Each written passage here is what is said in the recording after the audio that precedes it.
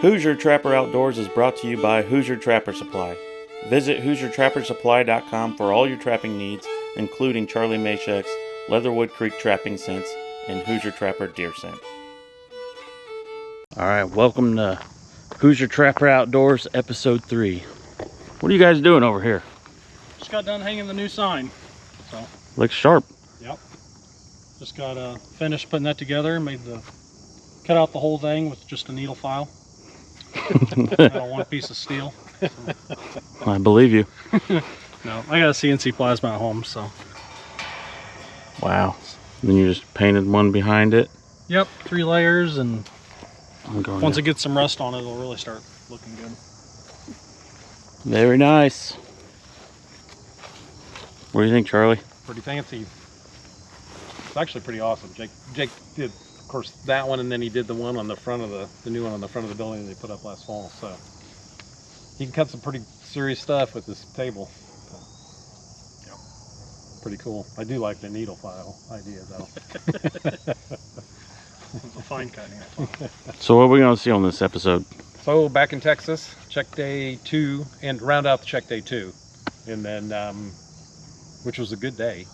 It continued from the last episode, and then I think I'm gonna demo a dirt hole set, which is what we commonly use down there.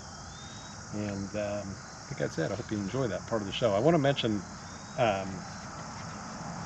the last Trap House podcast with the Mahoney family. Well, Jim and Nancy Mahoney. They've been a fixture with Fur Takers of America now for 50 years, and so the comments have been awesome on that particular podcast. So I think if you haven't had a chance to watch it, be sure to watch it, because you can listen to it on a platform, but if you watch it, it's got Justin takes a video of their downstairs room and some of their kind of their trophy room memorabilia / the Mahoney Den. Yeah, there's all sorts of stuff down there. Yeah, and Nancy's old trapping pictures, because she was quite the fox trapper back in her day. So, and she explains all that. So, anyways, check that out, and then of course we'll have another one up the week after this one.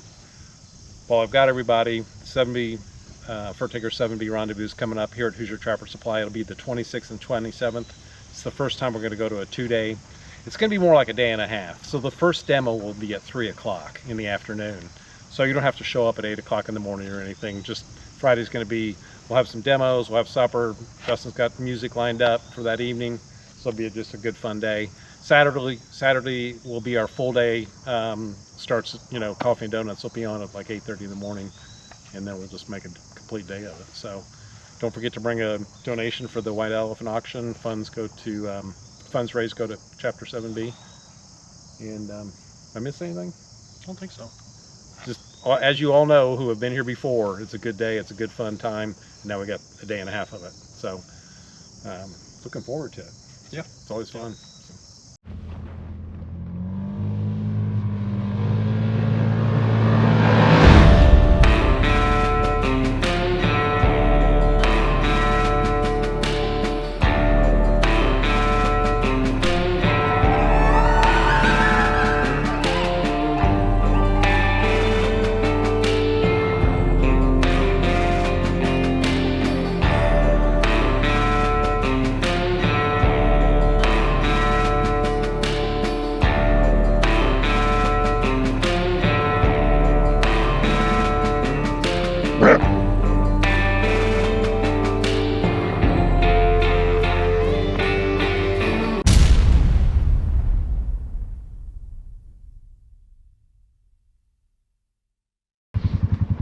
We definitely got some action on the other side here.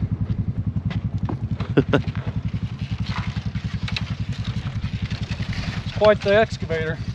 Oh yeah. That's incredible. Gotta keep the DNA away from the freighter. Yeah, don't fall in. That's quite impressive.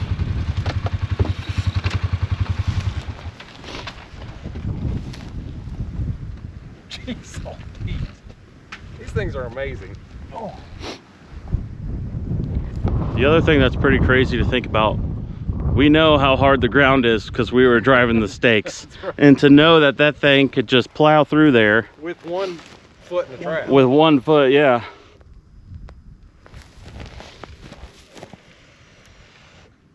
Different method, badger number 2.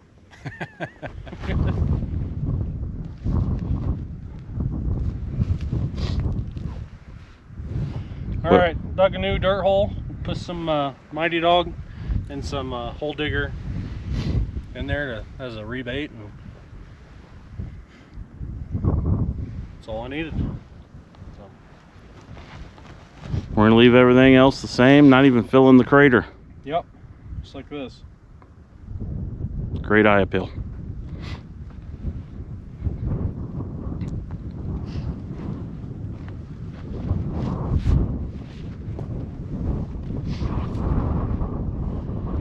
He's got a lot of burrs stuck in him.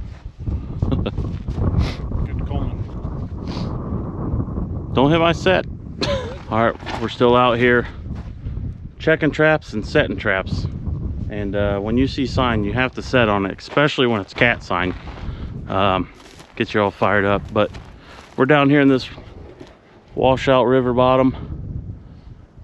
We've caught cats down here before. We've been showing it the past couple days, but we found this high traffic dropping area. These are real Tootsie Rolled like. It's a heavy sign indicator of Bobcat, and then those smaller droppings look more like a fox or something, but there was some here that's buried.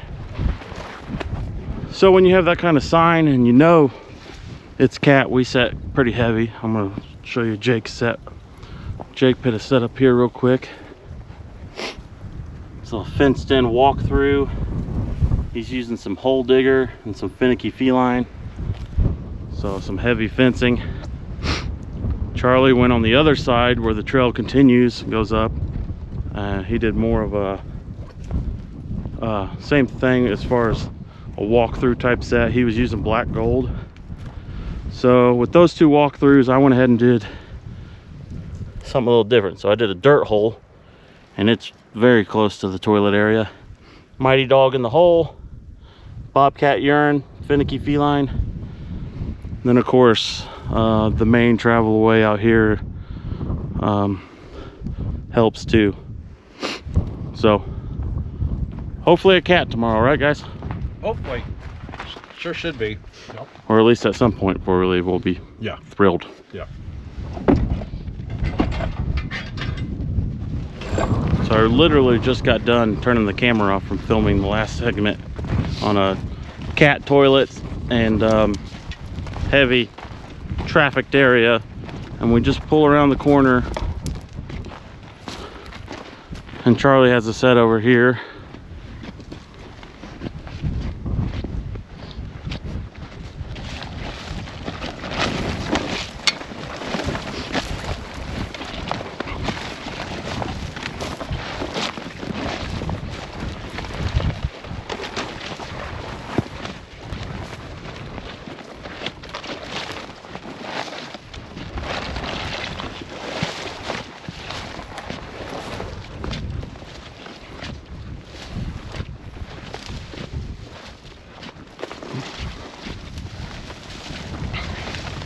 Oh yeah.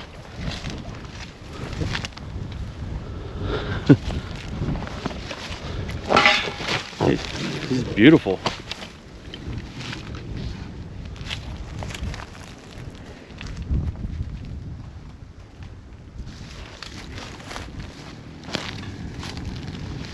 Oh yeah. All right, so that's pretty cool. I saw this trail coming through here, and it just works up through this wash area, plenty of brush, super catty looking obviously. And I'll show the set after I remake it, but I just basically made it up against that log, so we had to step over the log and step right into the trap. And I put top dog and some Vixen elixir on it, so I didn't have any finicky feline, but I put Vixen down, and clearly it paid off. It worked very well. So, but those ones where they got to step over the log, just put their foot right in there. I've done that numerous times in the past, and works great. So Got a question for you, Charlie. Yes. So I'm sure people, sometimes we get this question, but as you notice, we hiked in here quite a bit from the main road. Why did we set here versus down there on the same trail? What made you favor I don't know. further in? I mean, you were sitting on the other side. The trail crossed the river wash, and it was a pretty distinct trail. And then I just liked the way the flow of the land was. It's kind of a pinch point through here. It's kind of a no-brainer, really. So I'm on the main trail, and then you guys are each on right. So this. So more or less just spreading out amongst us, then coming up here to where some other kind of trails meet. right. And it's real brushy, real nice cat. I just liked the way it was all neck down. And I mean, I could have sat close to the road, but I just felt like there were several options for him to go in different directions. When he got down here, it could have went and hit that trail kind of splits off. So I just felt like this was the most likely spot to catch one. I guess obviously it paid off, but Sure did. yeah, pretty cat. All right, finishing up this basically this walkthrough trail set. I've got it hemmed in. He's got a step right there, so when he comes over that log, he's just gonna step right in here, and I'm gonna just make a couple little holes. This is just pure beach sand right here, but our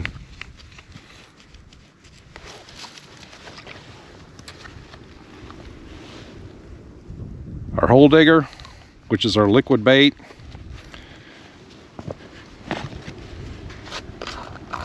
The jet fuel,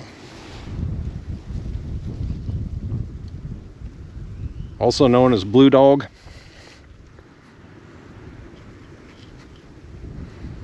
In this case, Blue Cat. So jet fuel right there.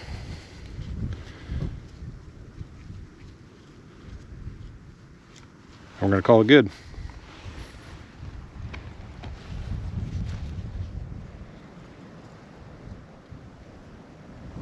All right, so nice belly on this female cat. Pretty good sized cat. One thing, when you catch a female like this time of year, we've done it several times in several different states. A cat one day, a cat the next day. And catching the female first is obviously an advantage. So we'll see what happens, but this increased our chances significantly for this spot right here, especially as catty as this looks. I mean, she ain't the only cat in town, so there's got to be other ones around. Big Tom's around here somewhere. That's right.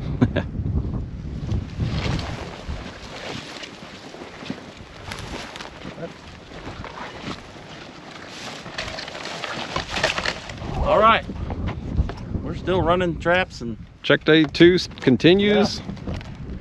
So this is a cool spot. We were here 2 years ago, and Charlie caught a bobcat right here on this point, which he has a set there right now. And I just went across the way and made another dirt hole. Guy thinks he's a badger. Just dug it all up. So it'll be fun remaking this. You know, and I don't quite recall what lure I used at this, but I know at this section of line I was running Mighty Dog and Predator Gravy. So not sure on the lure, but we'll show you the remake once we get it taken care of. And we got several traps to still check. So A lot of times this was caught by the back foot, and a lot of times the idea on that is they're probably marking the set, they're peeing on it or crapping on it or whatever, and that's why they get caught by the back leg. yeah. So I don't care how you catch them as long as they're in the trap. Absolutely. Pan over there, Charlie. I don't know if you could see, but Cow migration. that's a big reason why we're. Oh, there's a over coyote here. running out there with those cows. Is that what it Is is? there? Yeah, I see that. Actually, that might be a. No, there's a coyote. That right behind the solar, right above the solar. You sure it's a cow? Yeah. All right, we got this remake working in progress. As you can see, this dirt is like so fluffy. Basically, we're on sand dunes. Literally, Yeah, it's literally. It's like being at the beach, you know, and no moisture in it at this point, so it doesn't hold structure. But there is plenty of smell and plenty of eye appeal. But I want to concentrate that smell, so I'm going to rebait with Top Dog. I had Mighty Dog originally on the catch, but I still want to even though all this smells, I want to still have a good pinpoint area of the trap tent. I'm gonna glob it up pretty good, and I'm just gonna stick a rock on it. Kind of fence it in there so it doesn't roll. That's another thing I should probably mention on a set like this. You got to really be careful and know there's so many little pebbles that could clog up your trap, get in the way of the levers, so your jaws can't close or get in the jaws, whatever it may be. So I do my best to make sure none of that is on top of the bedding area and roll with that. Last thing I'm going to do is just a little bit of predator seducer. We don't talk about that one enough. It's a good stout lure for cold weather. It sure is. A little bit goes a long way.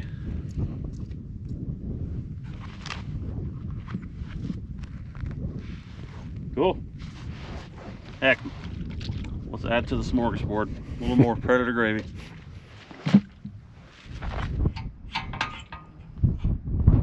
And this is why we're here.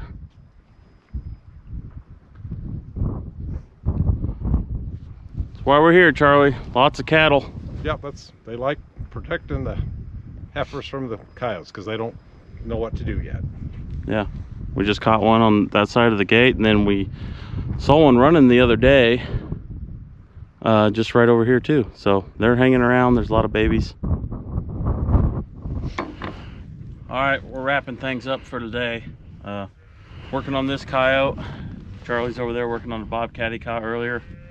And man, no sun today, and it's really this time of the day when it's, you know, almost getting, we probably have, I don't know, how much longer, Charlie? 30-40 minutes left of light. Yeah. So we're trying to get this wrapped up, and it's cold.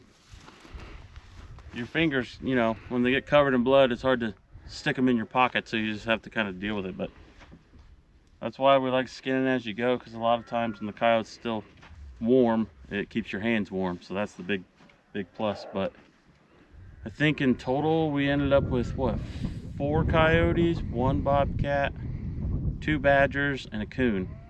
So not too shabby. We only got a few extra sets put in. Hopefully we can run a little smoother tomorrow and then get back out there and add to the line. So that's it. Check day 2 was a wrap. We'll see you tomorrow.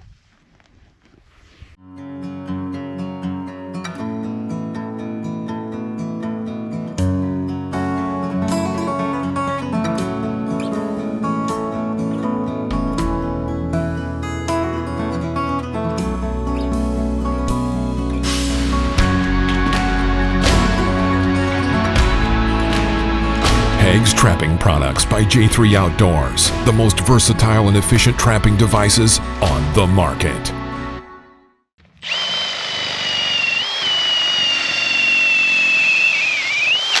Yeah, that might be it. Now we'll see if we can get a stake in. That's not real promising. So what we're dealing with is we've got, you know, a good, in this location, 3 or 4 inches of non-frozen, and they had a lot of moisture here last spring, so there's a lot more moisture, or last summer, so there's a lot more moisture in the ground than typical.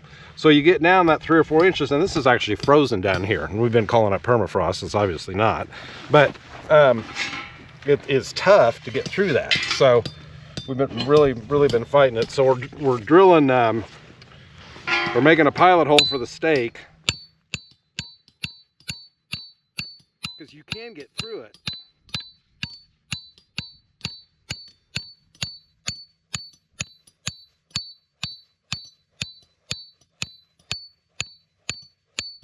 Yeah, I am through it. So waller it out as best you can if you're doing this.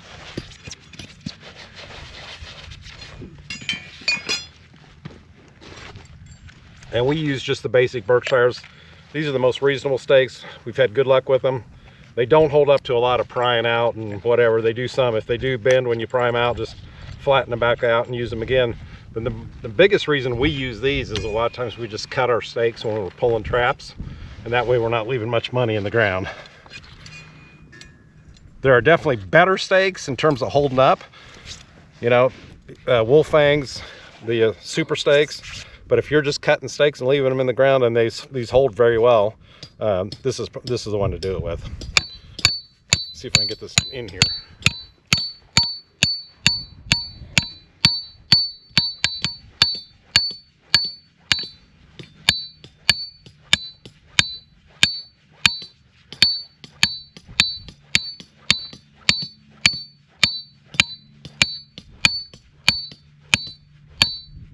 All right, there we go. Get your driver out. Always give your stake a tug. Go ahead and preset it.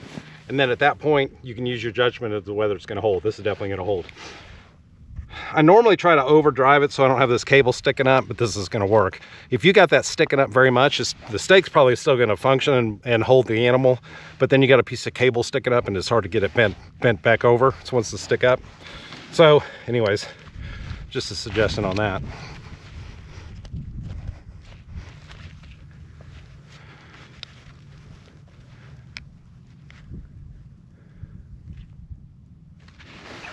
One thing, if you kind of bowl this out so it's cupped, and then make up the slot for your base plate,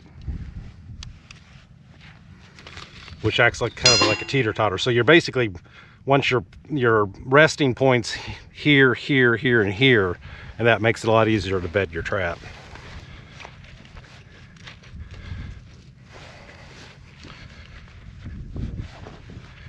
And contrary to what some think or what some do, this is what we do, and we have found that over the years this works the best.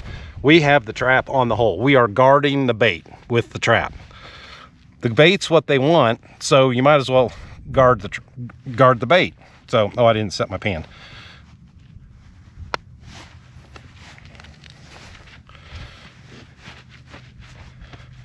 Get everything packed in there. This is all pretty sandy, so it's a good idea to pack it down. If you're in good clay soil, you don't necessarily have to pack it down. You just got to use your judgment. Using wax paper for our pan cover.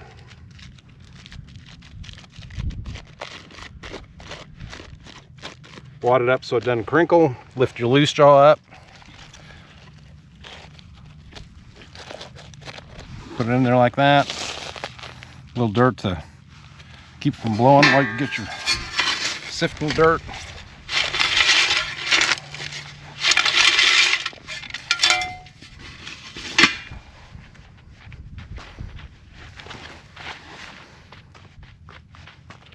Those little rocks you got to be really careful with, because if they actually get down in the corner of the jaws of the trap, it'll actually hold the jaw of the trap open. So that's the reason you sift the dirt and try to avoid those things and try to keep them from where, if the animal's working from the outside,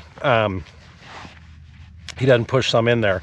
Now, most people think, you know, the coyote's just going to approach and he's just going to walk in just like this. So the advantage with that trap being right there is most likely he's going to come in from the side, maybe even the back. So that trap's sitting right there guarding that bait. Normally I like the dirt holes 10, 12 inches deep. Obviously, because of that frozen ground down there, we didn't get it that deep. So we're going to just kind of work with it the way it is.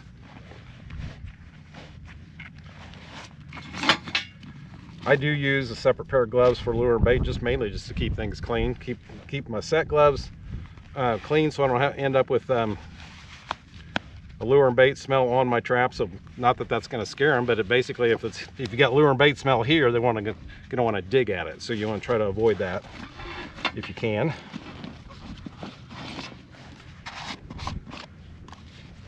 Stick here.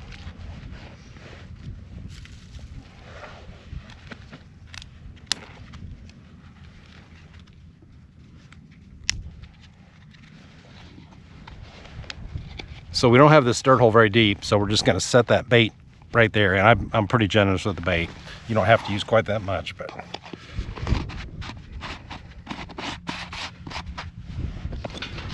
and if this hole were actually the 10 to 12, we're about like that. So there is a slight angle to the hole. We're not completely straight down. We've got a slight angle like that.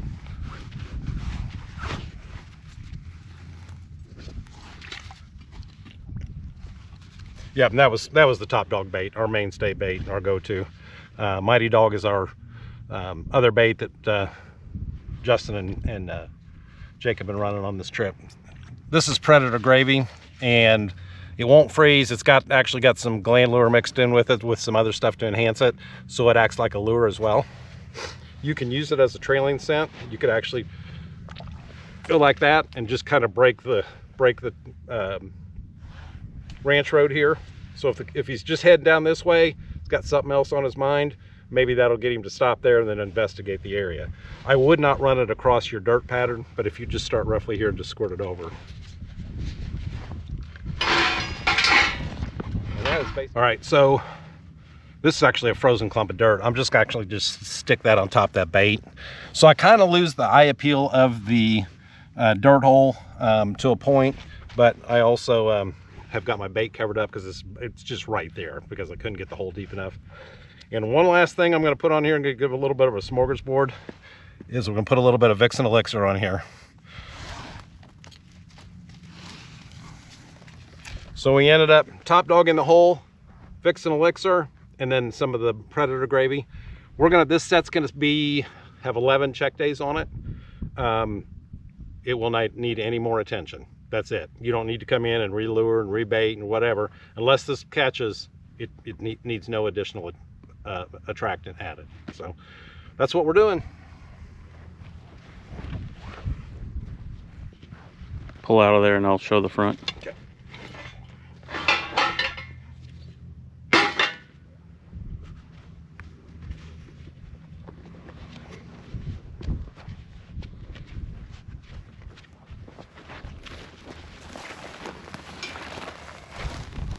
Since I've been using the kneeling pad, invariably it ends up getting covered up with dirt. So when you pick it up, I normally just kind of brush things out, make it look a little more natural. Get rid of that hard edge. We're good to go.